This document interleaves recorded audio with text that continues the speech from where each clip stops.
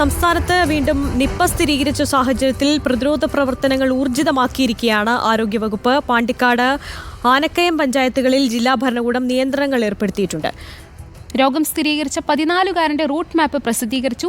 സമ്പർക്ക പട്ടികയിലുള്ള 214 പേർ നിരീക്ഷണത്തിലാണ്. 60 പേർ ഹൈറിസ്ക് വിഭാഗത്തിലുമുണ്ട്.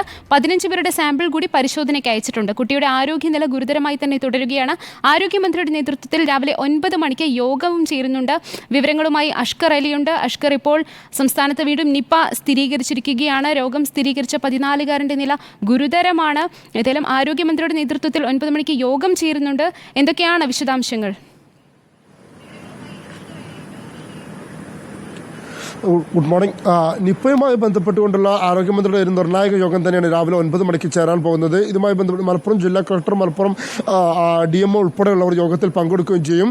ഇനി വരും ദിവസങ്ങളിൽ എങ്ങനെയൊക്കെ വിഷയങ്ങൾ, പ്രത്യേകിച്ച് ഇന്ന് ഞായറാഴ്ച അവധി അതുകൊണ്ട് തന്നെ നിയന്ത്രണങ്ങൾ ഏൽപ്പിക്കുന്നതൊക്കെ തന്നെ വളരെ എളുപ്പമായിരുന്നു. അതുകൊണ്ട് സ്വാഭാവികമായും ഹൈ റിസ്ക് കാറ്റഗറിയിൽ ഇപ്പോൾ തന്നെ ജില്ലയിൽ 60ഓളം പേർ ഹൈ റിസ്ക് കാറ്റഗറിയിലുണ്ട്.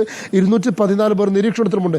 സ്വാഭാവികമായും വരും ദിവസങ്ങളിൽ ഈ ഹൈ റിസ്ക് കാറ്റഗറിയിൽ ഉള്ളവരുടെ എണ്ണം വർദ്ധിക്കുമെന്നാണ് ആരോഗ്യവകുപ്പിന്റെ വിലയിരുത്തൽ. സ്വാഭാവികമായും അങ്ങനെ ഒരു ഘട്ടം വരുമ്പോൾ അതിനെ എങ്ങനെ നേരിടണം എന്നടക്കമുള്ള കാര്യങ്ങൾ ചർച്ച ചെയ്യുന്നതിനും നിയന്ത്രണങ്ങളുടെ കാര്യത്തിൽ മറ്റു സാഹചര്യങ്ങൾ കൂടി പരിശോധിക്കുന്നതിനുമായാണ് ഇപ്പോൾ യോഗം ചേരുന്നത്. മാത്രമല്ല, ഈ രോഗം സ്ഥിരീകരിച്ച മലപ്പുറം പാണ്ടിക്കാട് സ്വദേശിയായ 14കാരന്റെ റൂട്ട് മാപ്പ് പ്രസിദ്ധീകരിക്കുകയുണ്ടായി. 11-ാം തീയതി രാവിലെ 6:50-നും 6:50-ന് CPB എന്ന് പറയുന്ന ഒരു ബസ്സിൽ ചെമ്പ്രശ്ശേരിയിൽ, പാണ്ടിക്കാട് ചെമ്പ്രശ്ശേരിയുള്ള ആ വിദ്യാർത്ഥിയുടെ വീട്ടിൽ നിന്നും പാണ്ടിക്കാടുള്ള ബ്രൈറ്റ് ട്യൂഷൻ സെന്ററിലേക്ക് പോയി എന്നാണ്. 7:18 11-ാം തീയതി 7:18 അവിടെ എത്തിയത്.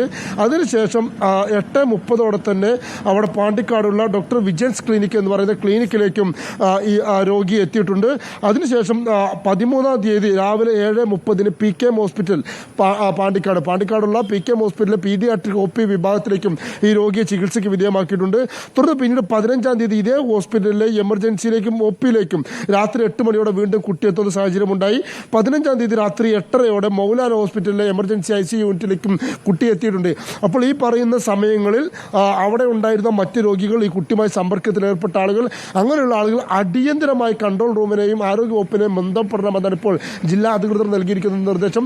ഇത്തരത്തിൽ ഉള്ള ആളുകൾ ഏതെങ്കിലും വിധത്തിൽ രോഗലക്ഷണങ്ങൾ പ്രകടിപ്പിക്കുകയോ മറ്റോ ചെയ്യുകയാണെങ്കിൽ ഒരിക്കലും സ്വയം ചികിത്സ നടത്തരുത്. ആരോഗ്യവകുപ്പിനെ ബന്ധപ്പെട്ട് അല്ലെങ്കിൽ ഡോക്ടറെ ബന്ധപ്പെട്ട് കൃത്യമായി ചികിത്സ തേടുകയും വേണം. അങ്ങനെയുള്ള രോഗലക്ഷണങ്ങളുള്ള ആളുകളൊക്കെ തന്നെ കൃത്യമായി പരിശോധനയ്ക്ക് വിധേയമാക്കുകയും ചെയ്യും.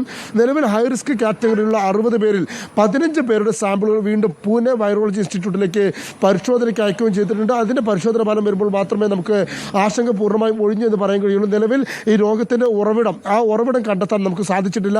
ഈ ഉറവിടം കണ്ടെത്തുക എന്നുള്ളതാണ് ഇനി ഏറ്റവും പ്രധാനപ്പെട്ട കാര്യം. രണ്ടാമത്തേത്, ഈ കുട്ടിയിൽ നിന്നും എത്ര ആളുകളിലേക്ക്, ഏതൊക്കെ ആളുകളിലേക്ക് ഈ രോഗം പകർന്നിരിക്കാനുള്ള സാധ്യതയുണ്ട്, ഇല്ലെങ്കിൽ അത് ആരൊക്കെ ആയിരിക്കും എന്നുള്ള കാര്യങ്ങളും പരിശോധിച്ച് വരികയും ചെയ്യുന്നുണ്ട്. മാത്രമല്ല, ഈ കുട്ടിയുടെ ഒപ്പം ഉണ്ടായിരുന്ന ഒരു സുഹൃത്തിന് കൂടി പനിയോടുകൂടിയ കുട്ടിയെ മഞ്ചേരി മെഡിക്കൽ കോളേജ് ആശുപത്രിയിൽ പ്രവേശിപ്പിച്ചിട്ട് കുട്ടി ഇപ്പോൾ നിരീക്ഷണത്തിൽ കഴിയുകയാണ്. ഈ കുട്ടിയുടെ സ്രവവും പരിശോധനയ്ക്ക് അയച്ചിട്ടുണ്ട്. ഇങ്ങനെ വലിയ തോതിലുള്ള പ്രതിരോധ പ്രവർത്തനം നടക്കുന്നു.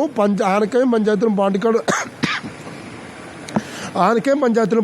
പഞ്ചായത്തിലും കർശന നിയന്ത്രണങ്ങൾ ഏർപ്പെടുത്തുകയും ചെയ്തിട്ടുണ്ട്. വ്യാപാര സ്ഥാപനങ്ങൾക്ക് രാവിലെ 10 മണി മുതൽ വൈകുന്നേരം 5 മണി വരെ മാത്രമേ പ്രവർത്തിക്കാൻ അനുമതിയുള്ളൂ. വിവാഹ ചടങ്ങുകളടക്കമുള്ള മറ്റ് ചടങ്ങുകളിൽ പരമാവധി ആളുകളെ കുറച്ചുകൊണ്ടുള്ള ചെറിയ ചടങ്ങുകളാക്കി നടത്തണമെന്നാണ് ജില്ലാ ഭരണകൂടം അഭ്യർത്ഥിച്ചിരിക്കുന്നത്. അതുപോലെ തന്നെ തിയേറ്ററുകൾ പൂർണ്ണമായും തുറന്ന് പ്രവർത്തിക്കാൻ പാടില്ല. മദ്രസകൾ, അംഗനവാടികൾ, ട്യൂഷൻ സെന്ററുകൾ ഉൾപ്പെടെയുള്ള എല്ലാ വിദ്യാഭ്യാസ സ്ഥാപനങ്ങൾക്കും അവധി പ്രഖ്യാപിക്കുകയും ചെയ്തിട്ടുണ്ട്. ഇത്തരത്തിൽ കർശനമായ നിയന്ത്രണങ്ങൾ ഏർപ്പെടുത്തിക്കൊണ്ട് തന്നെയാണ് ഇപ്പോൾ ഈ പ്രതിരോധ പ്രവർത്തനങ്ങൾ ഊർജിതമാക്കിയിരിക്കുന്നത്. നിലവിൽ യാത്രാ വിലക്കോ അല്ലെങ്കിൽ കണ്ടെയ്ൻമെന്റ് സോൺ ഉൾപ്പെടെയുള്ള നടപടിക്രമങ്ങളിലേക്ക് ജില്ലാ ഭരണകൂടം കടന്നിട്ടില്ല. സ്വാഭാവികമായും ഏതെങ്കിലും വിധത്തിൽ ഇത്തരത്തിൽ കേസുകളുടെ എണ്ണം കൂടുകയാണെങ്കിൽ, അല്ലെങ്കിൽ ഹൈ റിസ്ക് കാറ്റഗറിയിലുള്ളവരുടെ എണ്ണം കൂടുകയാണെങ്കിൽ കണ്ടെയ്ൻമെന്റ് സോൺ ആക്കുന്നത് അടക്കമുള്ള നടപടികളിലേക്കും ജില്ലാ ഭരണകൂടവും ജില്ലാ പോലീസ് വിഭാഗവും കടക്കുകയും ചെയ്യുമെന്ന് ഇന്നലെ തന്നെ വ്യക്തമാക്കുകയും ചെയ്തിട്ടുണ്ട്. എന്തായാലും പ്രതിരോധ പ്രവർത്തനങ്ങൾ ഊർജിതമാണ്. മലപ്പുറം മഞ്ചേരി മെഡിക്കൽ കോളേജിൽ തന്നെ 30 റൂമുകളും 6 ICU യൂണിറ്റുകളും ഇപ്പോൾ തന്നെ നിപ്പയ്ക്ക് വേണ്ടി പ്രത്യേകമായി സജ്ജീകരിക്കുകയും ചെയ്തിട്ടുണ്ട്.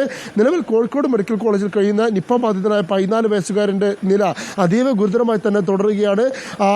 ഇനി ആന്റിബോഡി അടക്കമുള്ള മറ്റ് കാര്യങ്ങൾ നൽകിയതിനു ശേഷമേ ഈ കുട്ടിയുടെ കാര്യത്തിൽ കൂടുതൽ പ്രതീക്ഷകൾക്ക് അല്ലെങ്കിൽ കൂടുതൽ ആശ്വാസങ്ങളിലേക്ക് എത്തൂ എന്നാണ് ഇപ്പോൾ നമുക്ക് മനസ്സിലാക്കാൻ കഴിയുന്നത്. അതുമായി ബന്ധപ്പെട്ടുകൊണ്ടുള്ള ആന്റിബോഡിയുമായി ബന്ധപ്പെട്ടുള്ള സാമ്പിളുകളൊക്കെ തന്നെ ഇന്ന് തന്നെ പൂനെയിൽ നിന്നും കോഴിക്കോട് എത്തുകയും ചെയ്യും. അതുമായി ബന്ധപ്പെട്ട ചികിത്സാ നടപടികളും ഉണ്ടാവും.